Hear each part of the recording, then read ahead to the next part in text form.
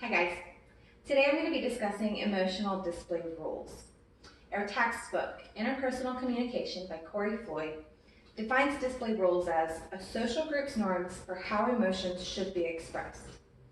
Depending on the circumstances, we can modify the expression of our emotions to serve different purposes, instead of just reacting to them completely transparently. There are 5 display rules that can help us to navigate different social situations. The first is called intensification, and it is defined in our book as exaggerating your emotion to appear as though you're experiencing it more intensely than you are. Parents understand this when their child proudly shows them a doodle. Of course, we're always happy with our child's attempts at self-expression, but we intensify our delight when we say something like, "Oh my goodness, that is the best piggy anyone has ever drawn." The second display rule is de-intensification, and it's just the opposite. Let's imagine you're in a fitting room with a friend lending advice for a new date night outfit. She steps out wearing a dress that you personally feel is just truly ugly. In order to encourage her to choose a different outfit while also preserving her self-confidence, you're likely to de-intensify your disgust. Instead of grimacing and scoffing, you're likely to say something along the lines of, "I don't really think that color goes with your skin tone. Maybe let's try the brown dress instead." The third display rule is called simulation, and it's defined in the textbook as acting as though you're feeling an emotion that you actually aren't experiencing. This display rule can be useful when your boss starts spouting the positive increases in sales numbers.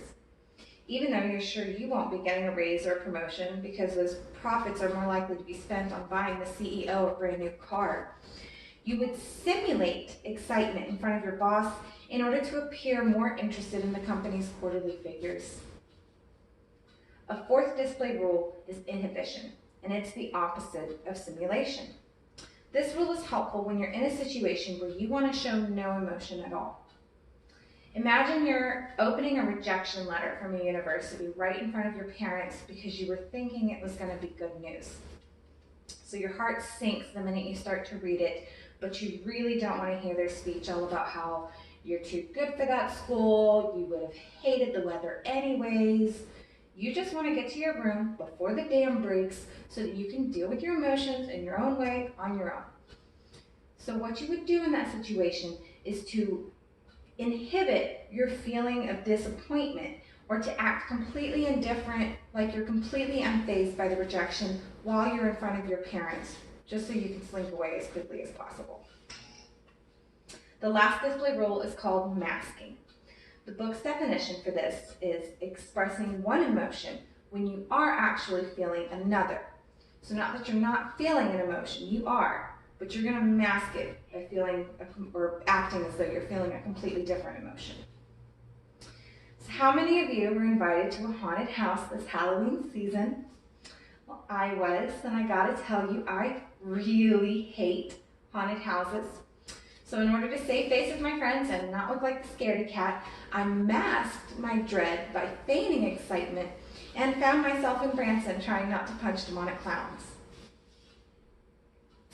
Understanding and implementing the 5 display rules can really be immensely helpful when you're maintaining control of how your social interactions unfold. I hope that you've all found these examples helpful, and I'm looking forward to hearing from each of you this week. Thanks.